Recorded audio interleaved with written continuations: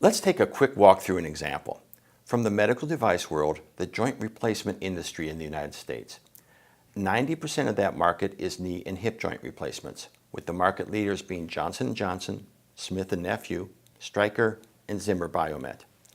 These two applications alone are about a $7 billion market in the U.S., with annual growth forecasted between 3 and 6% over the next several years. Not the biggest industry, but it's one worth understanding if you're in it or if you want to be in that business.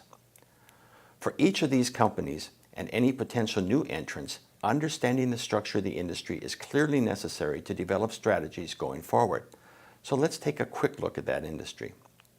First, are there significant barriers to entry? Years of experience serving thousands of orthopedic surgeons is doubtless valuable, so my knee-jerk reaction is yes. But before jumping to that conclusion, I would suggest looking at the past to predict the future. What is the market share of the various players today, and what was it 10 years ago? If a new market entrant arrived in that period, how did they do it? Lots of market research is available, so don't settle for a gut feel. Get the data. Economies of scale can be expected, although it would be wise to deconvolve the dollar numbers into unit volume, numbers of salespeople, etc. The key place to look will be at product differentiation. Is it real or perceived? And if you are considering a strategy of investment in new products, remember perception is usually harder to change than reality. Which brings us to another key barrier to entry, switching costs. Obviously, training with a new product will be necessary, and it might be both financially expensive and uncomfortable for doctors who are getting good results with their current favorite product. What about substitute products or services? While there are alternative treatments for knee and hip replacement and knee and hip problems, they are almost always attempted before the decision to do a replacement.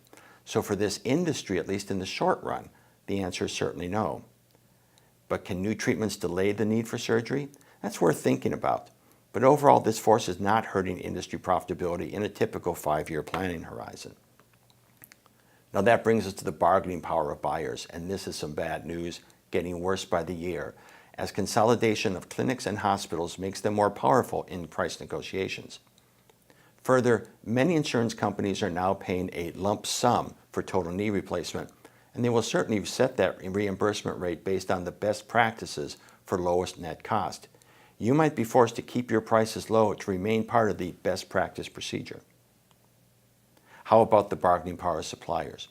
This industry takes raw materials like titanium and converts it into high-value parts.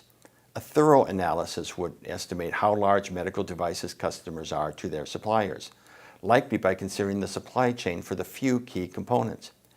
You also need to consider whether the raw materials are supplied by a small number of players. If there are only 1 to 2 sources of medical-grade titanium, for example, that would give them a lot of bargaining power. Without a good analysis here, I would not want to speculate on this force. But if you're in this industry, you'll want to do that work.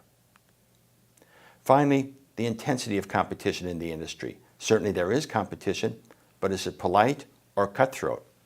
Here you would want to go back to the 6 factors posed in the last video to characterize the competition. Does the industry have the factors that lead to intense competition? As you can see on the slide, this industry is a mixed bag with differentiation in the processes and high switching costs, suggesting strong customer loyalty. The answer for the joint replacement industry appears to me to be moderate competition, not bitter, but certainly a strong desire to gain converts. For the industry you work in, you'll likely know this answer already. But don't forget those 7 factors, because if they change over time, perhaps you can expect the competition to heat up. Having said all that, I do not get one simple answer, but that is not what I sought. Whatever the industry you analyze, this tool will lead you to greater understanding of the forces on that industry today.